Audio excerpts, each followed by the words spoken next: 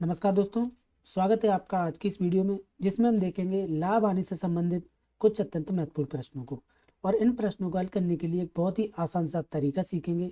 तो आइए दोस्तों शुरू करते हैं।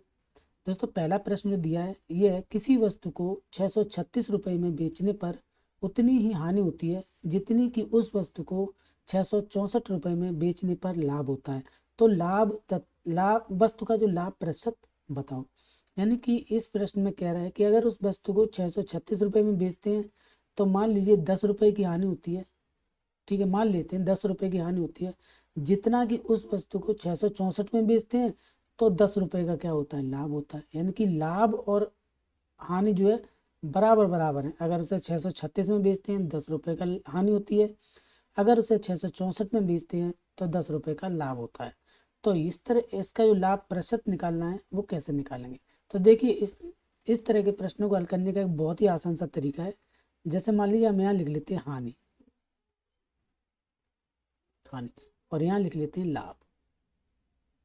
लाभ लिख लिया, इन दोनों को क्या करेंगे, जोड़ देंगे। तो हानि में कितना हो रहा है, 636 है, और प्लस करेंगे इसे, कितना 664 है। इन दोनों को जोड़ेंगे तो कितना हो जाएगा, 636 और 664 हो गया 1300। 1300। अब दो संख्याएं हैं, लाभ और हानि, तो 2 से कर देंगे, डिवाइड भाग कर देंगे, 2 से काट देंगे तो ये चला जाएगा। कितना हो गया यहाँ पर, 650। 650 आ गया। अब 650 देखिए, ये जो 650 है ये बीच का है, यानी कि क्रय मूल्य हो गया हमारा। क्रय मूल्य मान लेते हैं इसे। देखिए नीचे इस तरह से लाइन खींच के यहाँ लिख लेते हैं 650। 650 लिख लिया। अब देखिए 650 में से अगर ये 636 हम माइनस करेंगे तो 14 माइनस करें बचेगा माइनस का। और 664 में से अगर हम 650 माइनस करेंगे तो कितना, 14 प्लस का बचेगा। ठीक है, ये हानि हो गई, ये लाभ हो गया। तो लाभ और हानि जो क्या बराबर होंगी दोनों पर। तो 14 रुपये लाभ के मिलते हैं अगर 664 में बेचते हैं, तो अगर 636 में बेचते हैं तो 14 रुपये हानि हो जाती है।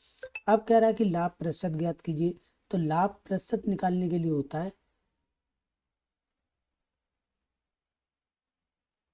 लाभ प्रतिशत बराबर होता है लाभ,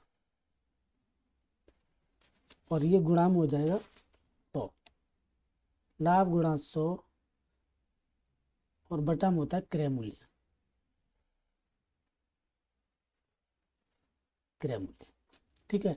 और लाभ प्रतिशत हो जाए, लाभ कितना है, 14 रुपये लाभ है। अब इसमें ऐसी होता है जैसे लाभ निकलवाए तो उतनी भी निकलेगा, और हानि निकालेंगे तो भी उतनी ही होगी।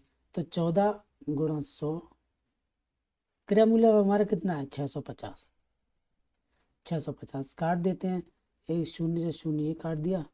अ, अब काट देते हैं 7 ये कितने से काट दें इसे, 65 2 से काट देते। अच्छा, ये 5 से 2 बार कट गए, 5 से कट, 5 एकम 5, 5 तिया 15, 13। तो ये हो जाएगा 14 दूनी 28 हो गया बटे 13। ठीक है, 13 से ये काटेंगे तो 13 दूनी 26 होता है, 2 और 2 शेष रह गया, और ये आ गया 13। यानी कि 2 सही 2/13, इतने प्रतिशत की क्या होगा, लाभ होगा यहाँ पर। लाभ, अब हानि भी इतनी है और लाभ भी इतना ही है। ठीक है, चाहे हानि समझ लो चाहे लाभ। उसने पूछा है लाभ ज्ञात कीजिए, तो लाभ 2 सही 2/13% लाभ होगा। अगला प्रश्न देखते हैं। अगला प्रश्न दिया है, देखिए, यदि किसी वस्तु का जो है विक्रय मूल्य उसके क्रय मूल्य का 8/5 है, 8/5 है, तो लाभ प्रतिशत ज्ञात कीजिए। तो ये देखिए, ऐसे हम समझते हैं, ये नीचे वाली संख्या जो होती है, जैसे 8/5 लिखा है, 8/5 वो तो फुल वैल्यू होती है, और ये उसका भाग होता है। अब मान लीजिए हम एक सर्कल बना लेते हैं इसको, अगर इसे आधा इस तरह से काट दें तो हम कहेंगे ये भाग कौन सा है, तो आप कहोगे 1/2 आधा। यानी कि पूरे भाग कितने हैं, 2, एक ये है और एक ये है। अब इसी तरह अगर हम एक सर्कल और बना लें, इसको 4 भागों में डिवाइड कर दें, एक भाग ये, एक ये, एक ये और एक ये, तो इस भाग को अगर हम पूछें कि ये कौन सा भाग है, तो आप कहेंगे 1/4। यानी कि फुल भाग कितने, 1 2 3 4, चार है, चार में से एक ही है। तो उसी तरह से ये है, कुल भाग तो कितने, 5 है, और ये लाभ या हानि या विक्रय क्रय क्या है, जो वो 8 है। तो हम ले यहाँ लिखेंगे, यानी कि सीपी लिख लेते हैं यहाँ पे, सीपी यानी कि कॉस्ट प्राइस, और ये हो गई एसपी। एसपी कॉस्ट प्राइस कितना हो गया हमारा, कॉस्ट प्राइस हो जाएगा 5 रुपये, यानी कि कुल जो लागत है वो कितनी है, 5 रुपये की। ठीक है, और सेलिंग प्राइस में कितना हो जाएगा, 8 रुपये, यानी कि 5 में तो खरीदा उसने और 8 रुपये में बेच दिया। अब इन दोनों का जो अंतर कितना हो जाएगा, अंतर हो जाएगा 3 का। 3 का क्या होगा, से लाभ होगा, लाभ ही तो होगा, 5 में खरीद कर 8 में बेच दिया, लाभ हो गया। अब प्रतिशत लाभ जो ज्ञात करने के लिए क्या होता है, लाभ गुणा में 100, और ये होता है क्रय मूल्य, बराबर हो जाएगा लाभ कितना है, 3 का, गुणा 100 में आ जाएगा क्रय मूल्य कितना है, 5। 5 से काट देंगे 2 बार, 20 बार चला गया, और 20 और 3 का गुणा कर देंगे, कितना हो जाएगा, 20×3=60, बराबर हो गया 60। तो लाभ कितना हो रहा है, 60% का। आशा करता हूँ ये प्रश्न भी आपको समझ आया होगा। आइए अगला प्रश्न देखते हैं। अगला प्रश्न है, यदि एक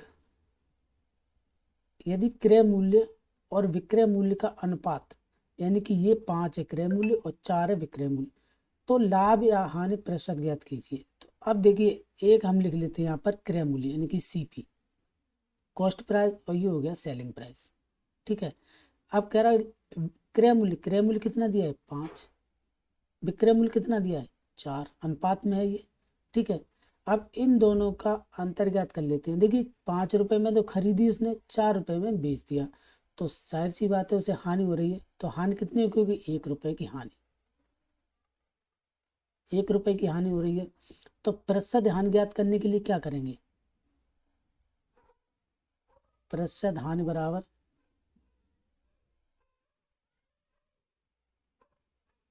हानि गुणा में 100 बटा क्रय मूल्य।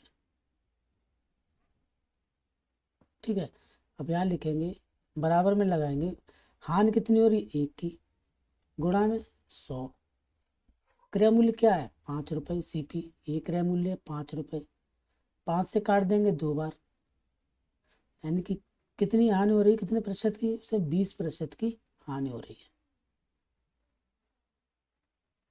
ठीक है, इस तरह से इन प्रश्नों को बहुत ही आसानी से हल कर सकते हैं।